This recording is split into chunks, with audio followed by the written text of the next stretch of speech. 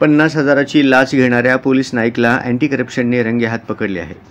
मोटारसायकलच्या गुन्ह्यात तक्रारदार यांना आरोपी न दाखवण्यासाठी पंढरपूर शहर पोलीस नाईक यांनी 1 लाखाची लाच मागून तडजोडीने 50,000 रुपये स्वीकारल्यावर लाचलुचपत प्रतिबंधक विभागाने त्या पोलिसांविरुद्ध गुन्हा दाखल केला आहे।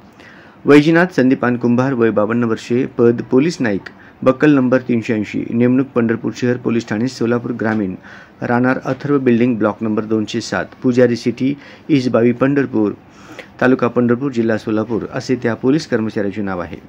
पंढरपूर शहर पोलीस ठाणे सोलापूर ग्रामीण गुन्हा रजिस्टर नंबर 44/2024 भादवी संहिता 1860 चे कलम 279, 337, 338 व मोटार वाहन अधिनियम 1988 चे कलम 134A, 134B, 177, 184 प्रमाणे अज्ञात वाहनाविरुद्ध दाखल असलेल्या गुन्ह्यात तक्रारदार यांची मोटारसायकल न दाखवण्यासाठी तसेच सदर गुन्ह्यात तक्रारदार यांना आरोपी न करण्यासाठी यातील लोकसेवक वैजनाथ संदीपान कुंभार यांनी तक्रारदार यांच्याकडे 1 लाख रुपये लाचेची मागणी करून तडजोडी अंती 50,000 रुपये लाच रक्कम स्वीकारण्याचे मान्य करून सदरची रक्कम स्वतः स्वीकारल्यावरून रंगेहात पकडण्यात आले आहे।